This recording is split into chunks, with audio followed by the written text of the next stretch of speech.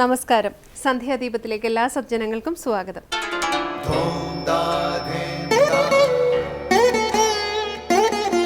ശുഭം ഭവതു കല്യാണമായുസാരോഗ്യവർദ്ധനം സർവദുഃഖ വിനാശായ സന്ധ്യാദീപം നമോസ്തുതേ. നാമം ജപായനം പുണ്യം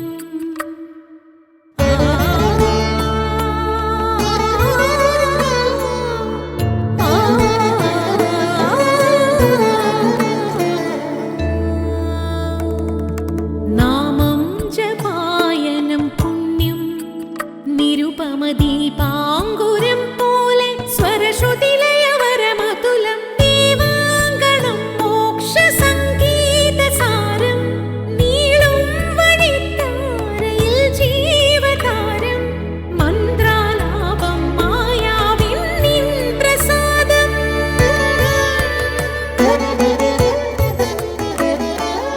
ഇരുൾ നീങ്ങിയുണരുന്ന തെളിനാളദീപം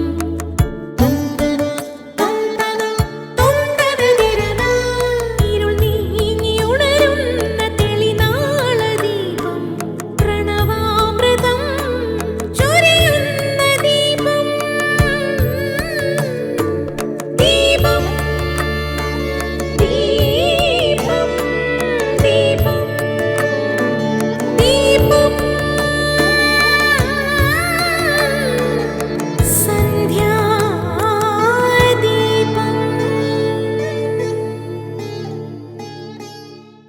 ആറ്റുവാരാറ്റൽ പശിയാറ്റൽ ആ പശിயை മാറ്റുവാർ ആറ്റലിൻ പിൻ. ഗൃഹസ്ഥാശ്രമിയുടെ ദാനത്തിൻ്റെ മഹത്വം എത്രത്തോളം മഹത്വമെന്ന് തിരുക്കുറലിൽ പറയുന്ന ഒരു ശ്ലോകമാണ് ഇത്. താപസൻ തൻ്റെ വിശപ്പ് സഹിക്കുന്നു, പക്ഷേ മറ്റുള്ളവരുടെ വിശപ്പ് ശമിപ്പിക്കുന്നില്ല. എന്നാൽ ഗൃഹസ്ഥാശ്രമി തൻ്റെയും മറ്റുള്ളവരുടെയും വിശപ്പ് അകറ്റുന്നു. അതിനാൽ 4 വക ആശ്രമകർമ്മങ്ങളിൽ ഗൃഹസ്ഥാശ്രമം അനുഷ്ഠിക്കുന്ന ഗൃഹസ്ഥാശ്രമി മറ്റ് 3 ആശ്രമികൾക്കും ഭിക്ഷയേകി സംരക്ഷിക്കുന്ന മഹത്വമുള്ളവനായി കരുതപ്പെടുന്നു. ഗാർഹസ്ഥ്യം, ബ്രഹ്മചര്യം, വാനപ്രസ്ഥം, സന്യാസം എന്നിവയാണ് 4 ആശ്രമങ്ങൾ. അവിഹിത മാർഗത്തിലൂടെ നേടിയ ധനം ദാനം ചെയ്യുന്നത് വഴി ദാനം ചെയ്യുന്നവന് മഹത്വം ലഭിക്കുകയില്ല. ന്യായമായി അധ്വാനിച്ച് സമ്പാദ്യം ദാനം ചെയ്യുന്നതിലാണ് ദാതാവിൻ്റെ മഹത്വം അടങ്ങിയിരിക്കുന്നത്. ശുദ്ധ മനസ്സോടെ സത്പാത്രത്തിൽ അർപ്പിക്കുന്ന ദാനം സത്ഫലമുണ്ടാക്കുമെന്നും തിരുക്കുറൽ നമ്മെ ഓർമ്മപ്പെടുത്തുന്നു. തുടർന്ന് ഒരു ഗുരുവചനം കേൾക്കാം. ഞാൻ, എന്റേത്, എനിക്ക് എന്നീ 3 പേരാണ് നമ്മുടെ ജീവിതത്തിലെ എല്ലാ അവസരങ്ങളും സൃഷ്ടിക്കുന്നത്. ബന്ധുക്കളെപ്പോലെ ഭാവിക്കുന്ന ശത്രുക്കളാണവർ. ഈ ശത്രുക്കളെ പരാജയപ്പെടുത്താൻ നമ്മുടെ ഉള്ളിലെ ചതുരംഗപ്പടയെ നാം ശക്തമാക്കണം. വിവേകം, സേവനം, ഈശ്വരപ്രേമം ഇവയാണ് ആ ചതുരംഗ സേന. ഈ സേനയുടെ സഹായത്തോടെ ജീവിതമാകുന്ന യുദ്ധം നയിച്ചാൽ തീർച്ചയായും നമുക്ക് ശാശ്വതമായി ശാന്തിയും സമാധാനവും കണ്ടെത്താൻ കഴിയും. മാതാ അമൃതാനന്ദമയി ദേവി. അടുത്തതായി ശ്രീ കാവാലം ശ്രീകുമാർ ശ്രീ ശങ്കരാചാര്യ രചിച്ച ശിവാനന്ദലഹരിയിലെ ശ്ലോകം ചൊല്ലുന്നത് കേൾക്കാം.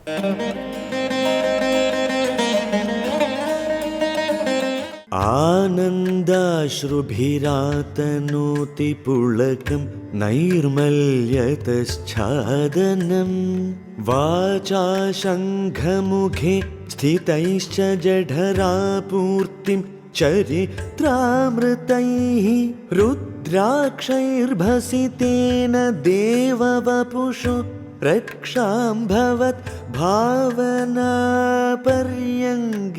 വിനിവേശ്യ ഭക്തി ജനനി ഭക്താർഭകം രക്ഷതി.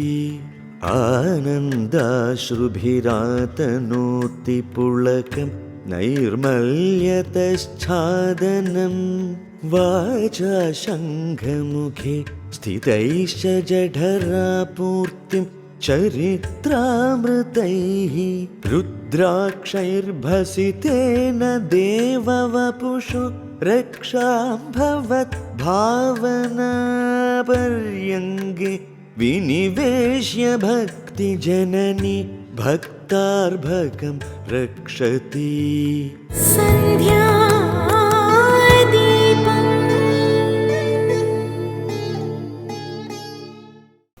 ശ്രീ ശങ്കരാചാര്യരുടെ കൃതികളെ വ്യാഖ്യാനിക്കുന്ന ശങ്കര സ്തോത്രാമൃതം.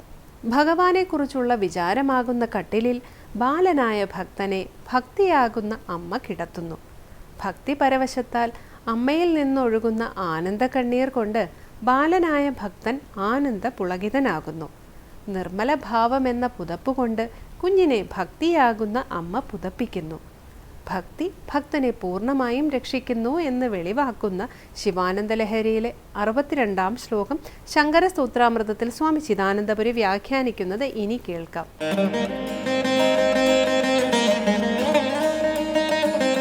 ശ്രീ ശങ്കര സ്തോത്രകൃതികളിൽ ശിവാനന്ദലഹരിയിൽ 62-ാമത്തെ ശ്ലോകമാണ് ശ്രദ്ധിക്കുന്നത്. 61-ാമത്തെ ശ്ലോകത്തിൽ ഭക്തി എന്താണെന്ന് പറഞ്ഞു. പരമേശ്വര പാദത്തിൽ ചിത്തവൃത്തി ഉറച്ചിരിക്കുന്നതാണ് ഭക്തി. ആ ഭക്തി ഭക്തനെ രക്ഷിക്കുന്നു എന്ന് പറയുകയാണ് ഈ ശ്ലോകം. എങ്ങനെ? ഇവിടെ ഭക്തിയെ ജനനിയായിട്ടും അമ്മയായിട്ടും ഭക്തനെ കുഞ്ഞായിട്ടും സങ്കല്പിച്ചിരിക്കുകയാണ്. ആ ഭക്തനാകുന്ന കുഞ്ഞിനെ ഭക്തിയാകുന്ന അമ്മ ഭവദ്ഭാവനാ പര്യങ്കേ വിനിവേശ്യ, ഭവാന്റെ ഭാവനയാകുന്ന കട്ടിലിൽ കിടത്തിയിട്ട. അപ്പോൾ ഭഗവാന്റെ ഭാവന ഉറയ്ക്കണമെങ്കിൽ പ്രാഥമിക സാധനകളിലൂടെ, ശ്രവണ കീർത്തന സ്മരണാദികളിലൂടെ മുന്നോട്ട് പോകണം. അങ്ങനെ ഭഗവത് ഭാവന, ഭഗവത് വിചാരം മനസ്സിൽ ഉറക്കുകയാണ്. എന്ത് കാണുമ്പോഴും, എന്ത് കേൾക്കുമ്പോഴും, എന്ത് ചെയ്യുമ്പോഴും എപ്പോഴും ആന്തരികമായി സ്ഥായീ ഭാവത്തിൽ ഭഗവത് വിചാരം, ഭാവന ഉറയ്ക്കുന്നു. ഈ ഭാവന ഉറച്ചാൽ ശാന്തിയാണ്. നചാ ഭാവയത ശാന്തി. ഈ ഭാവന ഇല്ലെങ്കിലോ ശാന്തിയുമില്ല. അങ്ങനെയുള്ള ഭഗവത് ഭാവനയെ ഇവിടെ കട്ടിലായിട്ട് ഉപമിച്ചു. ആ കട്ടിലിൽ കുഞ്ഞിനെ കിടത്തി, ഭക്തനാകുന്ന കുഞ്ഞിനെ കിടത്തി, ആനന്ദാശ്രുഭിരാതനോതി പുളകം, ആനന്ദാശ്രുക്കളെ കൊണ്ട്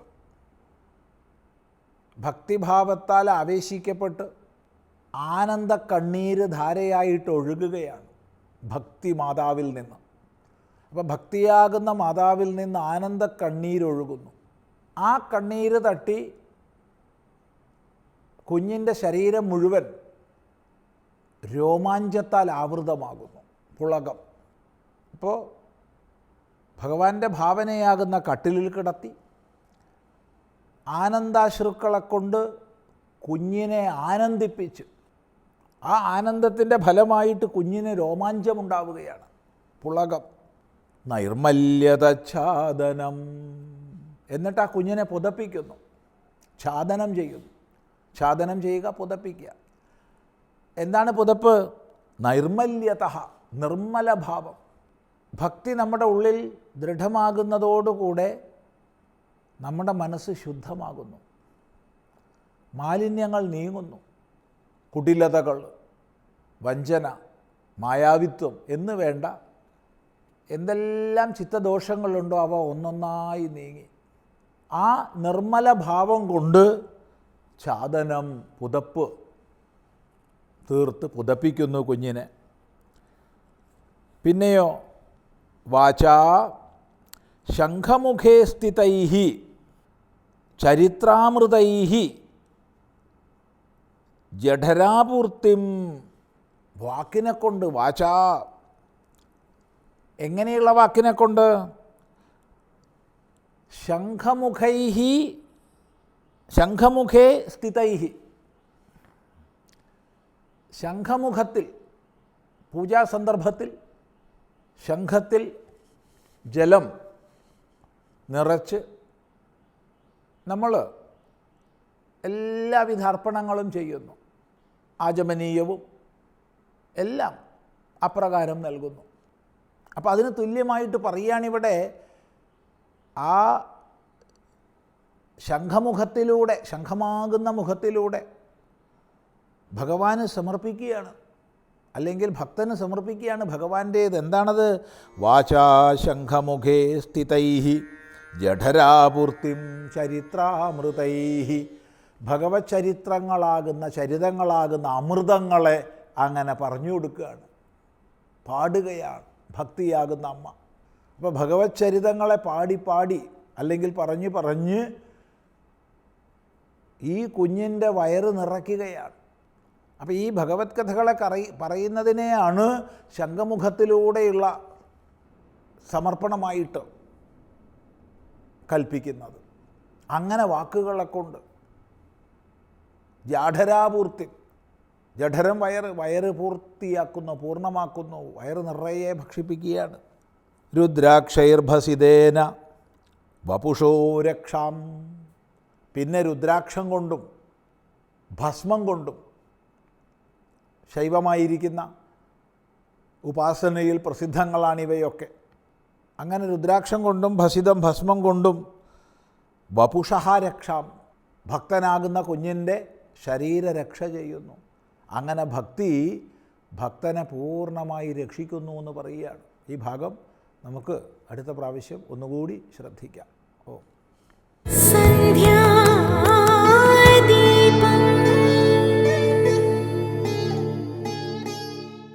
അവസാനമായി ദീപാരാധനയാണ്. ക്ഷേത്രസന്നിധിയിലെത്തി അവിടുത്തെ വിശേഷങ്ങൾ അറിഞ്ഞ് മംഗളാരതി തൊഴുതു മടങ്ങാം. എല്ലാവർക്കും നമസ്കാരം.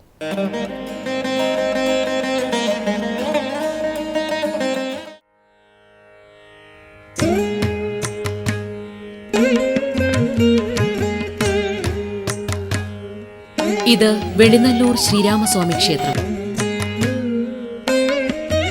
ഭഗവാൻ ശ്രീരാമചന്ദ്രൻ ഇഷ്ടവരജന പ്രദായകനായി ഇരുന്നരുളുന്ന ദേവസ്ഥാനം.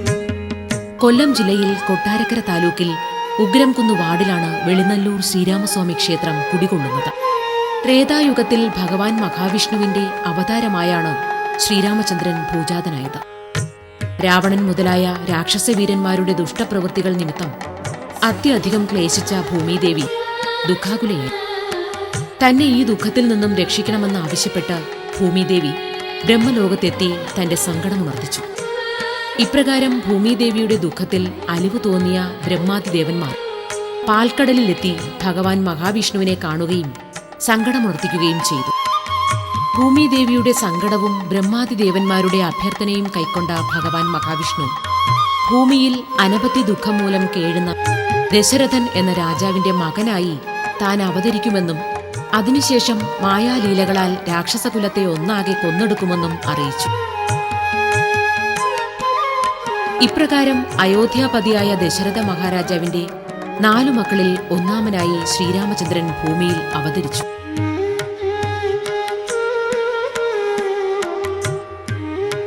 ഭഗവാൻ തന്റെ മായാലീലകളാൽ രാക്ഷസകുലത്തെ ഒന്നാകെ മുടിച്ച് ഭൂമിയിൽ ധർമ്മം പുനഃസ്ഥാപിച്ച് അവതാര ലക്ഷ്യം നിറവേറ്റി. ഭഗവാൻ ശ്രീരാമചന്ദ്രൻ ധർമ്മത്തിന്റെ വിഗ്രഹമൂർത്തിയായാണ് നമ്മുടെ പുരാണങ്ങളിൽ അറിയപ്പെടുന്നത്. കേരളത്തിലെ പ്രമുഖമായ ശ്രീരാമസ്വാമി ക്ഷേത്രങ്ങളിൽ ഒന്നാണ് വെളിനല്ലൂർ ശ്രീരാമസ്വാമി ക്ഷേത്രം.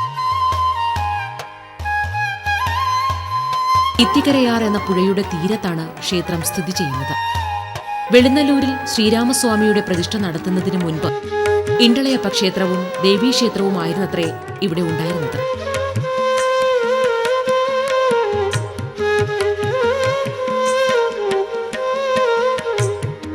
അങ്ങനെയിരിക്കെ ഒരു ദിനം കേരളത്തിന്റെ വടക്കുഭാഗത്തു നിന്നും ഒരു പരദേശി ബ്രാഹ്മണൻ വെളിനല്ലൂരിൽ എത്തിച്ചേർന്നു. കുറച്ചുകാലം ഈ സ്ഥലത്ത് ഭജനയും ആരാധനയുമായി കഴിഞ്ഞുകൂടിയ ബ്രാഹ്മണന് ഒരു ദിനം ഭഗവാൻ മഹാവിഷ്ണുവിന്റെ ദർശനമുണ്ടായി. ശ്രീരാമചന്ദ്ര ഭാവത്തിലായിരുന്നത്രേ ഈ ദർശനം. അതുപ്രകാരം വെളിനല്ലൂരിൽ ശ്രീരാമപ്രതിഷ്ഠ നടത്തി ആരാധിച്ചു വരികയും ചെയ്തു എന്നാണ് ഐതിഹ്യം. ഉഗ്രംകുന്ന് വാർഡിലാണ് ശ്രീരാമസ്വാമി ക്ഷേത്രം സ്ഥിതി ചെയ്യുന്നത്. സുഗ്രീവൻ കുന്ന് എന്ന പേരാണ് ഉഗ്രൻ കുന്ന് എന്നായി മാറിയതെന്നാണ് പഴമക്കാർ പറയുന്നത്. രാമായണ കഥയിൽ വിവരിക്കുന്ന പല സ്ഥലങ്ങളും വെളിനല്ലൂർ ശ്രീരാമസ്വാമി ക്ഷേത്രത്തിന്റെ പരിസരങ്ങളിലായി കാണാൻ കഴിയുമെന്നത് ഈ വാദത്തിന് അടിത്തറയിടുന്നു. വെളിനല്ലൂർ ശ്രീരാമസ്വാമി ക്ഷേത്രം സ്ഥിതി ചെയ്യുന്ന ഉഗ്രൻ കുന്നിന് സമീപമായി വാലിയാം കുന്ന് എന്ന പേരിൽ ഒരു കുന്ന് സ്ഥിതി ചെയ്യുന്നുണ്ട്. ബാലിക്കുന്ന് എന്ന പേരാണ് വാലിയാം കുന്നായി മാറിയതത്രേ. വെളുന്നല്ലൂർ ശ്രീരാമസ്വാമി ക്ഷേത്രത്തിൽ നിന്നും 14 കിലോമീറ്റർ ദൂരത്തിൽ സ്ഥിതി ചെയ്യുന്ന മറ്റൊരു പ്രദേശമാണ് ജടായുപാറ.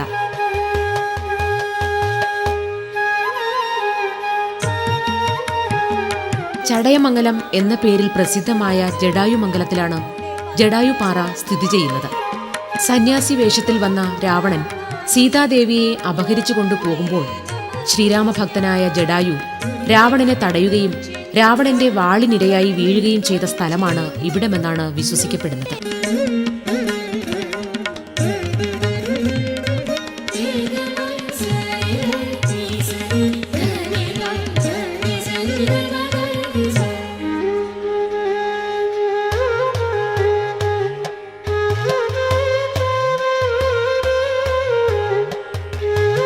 ശ്രീരാമസ്വാമി ക്ഷേത്രത്തിന്റെ കിഴക്കും വടക്കും പടിഞ്ഞാറും ഇത്തിക്കരയാർ ഒഴുകി നീങ്ങുന്നു. 4 വശവും കുന്നുകളാലും വലയം ചെയ്യപ്പെട്ടിരിക്കുന്നു.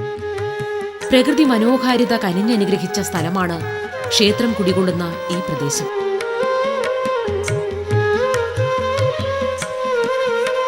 ശ്രീരാമസ്വാമിയുടെ ദർശനം ഇത്തിക്കരയാറ്റിലേക്കാണ്. വെളുന്നല്ലൂർ ശ്രീരാമസ്വാമി ക്ഷേത്രത്തെ വലം വച്ച് ഒഴുകി നീങ്ങുന്ന ഇത്തിക്കരയാറിന്റെ കഥയും രാമായണവുമായി ബന്ധപ്പെട്ടതാണ്. പണ്ട് രാവണൻ അപഹരിച്ചു കൊണ്ടുപോയ സീതാദേവിയെ അന്വേഷിച്ചു നടക്കുന്നതിനിടയിൽ ശ്രീരാമചന്ദ്ര ഭഗവാൻ ഇന്ന് വെളുന്നല്ലൂർ ക്ഷേത്രം സ്ഥിതി ചെയ്യുന്ന പ്രദേശത്ത് എത്തിയെന്നാണ് ഐതിഹ്യം. ഇവിടെ വെച്ചാണത്രേ ശ്രീരാമചന്ദ്ര ഭഗവാൻ വാനര രാജാവായ സുഗ്രീവനുമായി സഖ്യത്തിലേർപ്പെടുന്നത്. തന്റെ സഹോദരനായ ബാലിയെ യുദ്ധത്തിൽ വധിക്കുകയാണെങ്കിൽ താൻ ശ്രീരാമചന്ദ്രനു വേണ്ടി സീതാദേവിയെ അന്വേഷിച്ച് കണ്ടുപിടിക്കാമെന്നായിരുന്നു സഖ്യ ഉടമ്പടി.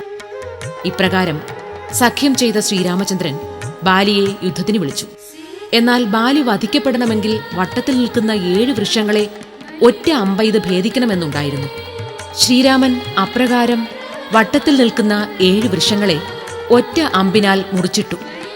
ആ മരങ്ങൾ നിന്നിരുന്നത് ഇന്നത്തെ ശ്രീരാമക്ഷേത്രത്തിന് മുൻപിലൂടൊഴുകുന്ന ഇത്തിക്കരയാറിലാണെന്നാണ് വിശ്വാസം. മരങ്ങൾ കടപുഴകി വീണപ്പോൾ ഉണ്ടായ അഗാധഗർത്തങ്ങൾ ഇന്നും ചുഴികളായി ഇവിടെയുണ്ടെന്നാണ് വിശ്വസിക്കപ്പെടുന്നത്. മലം ചുഴി എന്നാണ് ഇപ്പോൾ ഇവ അറിയപ്പെടുന്നത്. കിഴക്ക് മാഞ്ഞൂർ മലയിൽ നിന്നും ഒഴുകി കുളത്തൂർ പുഴയിൽ ചെന്നു ചേരുന്നതാണ് ഇത്തിക്കരയാർ.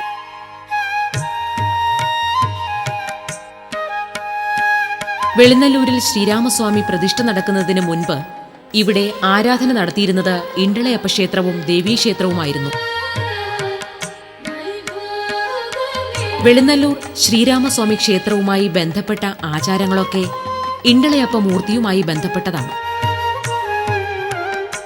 തിരുവിതാംകൂറിൽ ക്ഷേത്രപ്രവേശന വിളംബരം നടപ്പിലാവുന്നതിനും എത്രയോ മുൻപ് തന്നെ പ്രദേശത്തെ സകലവിധ ജാതിയിൽ താഴ്ന്ന വിഭാഗക്കാരും ഇവിടെ ദർശനം നടത്തിയിരുന്നു.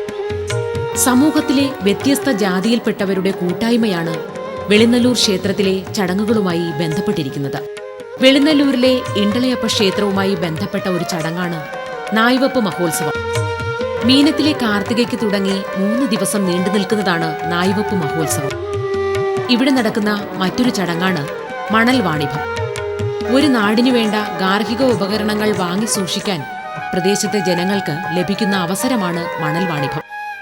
ജലം താഴ്ന്ന് മണൽപ്പരപ്പായി കിടക്കുന്ന ഇത്തിക്കരയാറിന്റെ കരയിലാണ് മണൽ വാണിഭം നടക്കുന്നത്. നാടിന്റെ നാനാഭാഗത്തു നിന്നുമുള്ള വ്യാപാരികൾ തങ്ങളുടെ ഉൽപ്പന്നങ്ങളുമായി ഇവിടെ എത്തി കച്ചവടത്തിൽ പങ്കുചേരുന്നു. വെളുന്നല്ലൂർ ക്ഷേത്രത്തിൽ നടക്കുന്ന മറ്റൊരു ചടങ്ങാണ് തെക്കേ വയൽ വാണിഭം.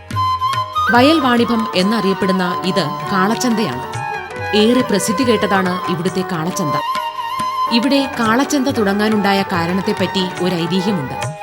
വെളുന്നല്ലൂരിന് തൊട്ടടുത്തുള്ള അഞ്ചൽ എന്ന സ്ഥലത്ത് പണ്ട് കാളച്ചന്ത നടന്നിരുന്നു.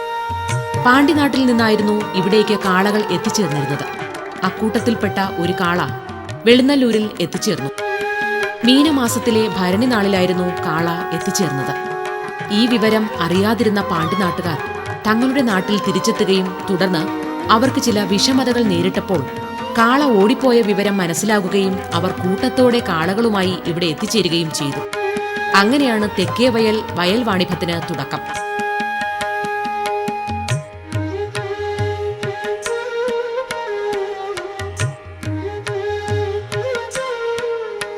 ഇണ്ടളയപ്പന്റെ തിരുനാളായ മീനത്തിലെ രോഹിണി നാളിൽ വേളൂർ സമുദായത്തിലെ മാമൂട്ടിൽ കുടുംബക്കാർ കളിമണ്ണുകൊണ്ട് നായ്രൂപമുണ്ടാക്കി ക്ഷേത്രത്തിന്റെ തിരുനടയിൽ അർപ്പിക്കും.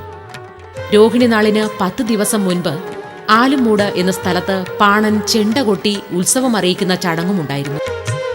പറയ സമുദായക്കാർ കുട്ട, വട്ടി, മുറം എന്നിവയുണ്ടാക്കി ക്ഷേത്രത്തിന് സമീപം കൊണ്ടുവരും. പൊന്നുരുട്ടി കുടുംബക്കാർ ഈ വസ്തുക്കൾ ഏറ്റുവാങ്ങി ക്ഷേത്രത്തിൽ സമർപ്പിക്കും. ഈ 2 ആചാരങ്ങളും ഇപ്പോൾ നിലവിലില്ല.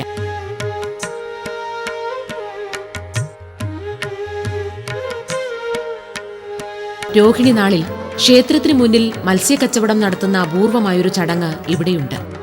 രോഹിണി നാളിൽ പുലർച്ചെ മുസ്ലിം സമുദായക്കാർ മത്സ്യവുമായി വിൽപ്പനയ്ക്കെത്തുന്നു.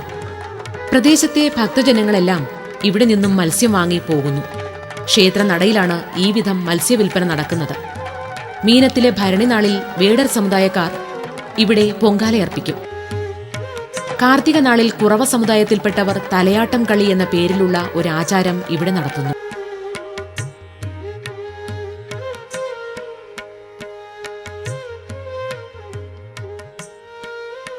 മീനത്തിലെ രോഹിണി നാളിൽ എല്ലാ മതത്തിലുള്ളവർക്കും ക്ഷേത്രത്തിൽ പ്രവേശനമുണ്ട് എന്നതും ഇവിടുത്തെ പ്രത്യേകതയാണ്. ശ്രീരാമചന്ദ്ര ഭഗവാന്റെ നാലമ്പലത്തിന് തെക്കുവശത്താണ് കിഴക്കോട്ട് ദർശനമായി ഇണ്ടളയപ്പൻ ഇരുന്നരുളുന്നത്. നാമം ജപിക്കുന്നൊരരയാലിലകളും നാരായമെഴുതുന്നൊരിളം കാറ്റും. നാമം ജപിക്കുന്നൊരരയാലിലകളും ശ്രീരാമചന്ദ്ര ഭഗവാന്റെ ഉത്സവം നടക്കുന്നത് മേടത്തിലെ തിരുവോണം നാളിൽ കൊടിയേറി 10 ദിനങ്ങളിലാണ്. നാടിന്നൈശ്വര്യം തൂകും തൃപ്രയാരിൽ. നാടിന്നൈശ്വര്യം തൂകും തൃപ്രയാരിൽ. രാമ രാമ ജയ രാമ ശ്രീരാമ രാഘവ ദേവ സീതാപതേ പാഹി പാഹി. കുഴിക്കാട്ടില്ലത്തിനാണ് ഇവിടുത്തെ തന്ത്രാധികാരം. ഒരു കാലത്ത് പ്രധാന ദേവനായിരുന്ന ഇണ്ടളയപ്പൻ ഇന്ന് ഇവിടെ ഉപദേവതയായി കുടിയിരിക്കുന്നു. ഭഗവതി, നാഗരാജാവ്, ഭൂതത്താൻ, ഹനുമാൻ എന്നീ ദേവതകളാണ് മറ്റു ഉപദേവതമാർ.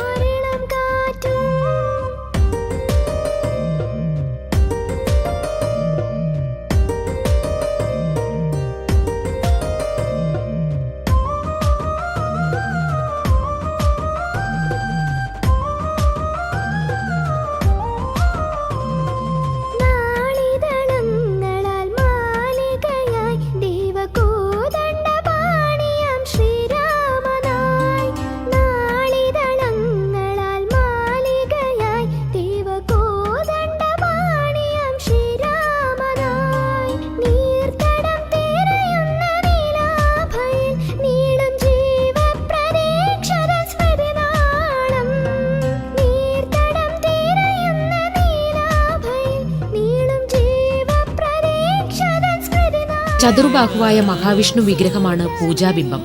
സൗമിത്രി സമീതം. രാമ രാമ ജയ രാമ ശ്രീരാമ രാഘവ ദേവ സീതാപതേ പാഹി പാഹി രഘുരാമ സാകേത സംഭൂത ദേവ മായാപതേ. നാമം ജപിക്കുന്നൊരരയാലിലകളും നാരായമെഴുതുന്നൊരിളം കാറ്റും.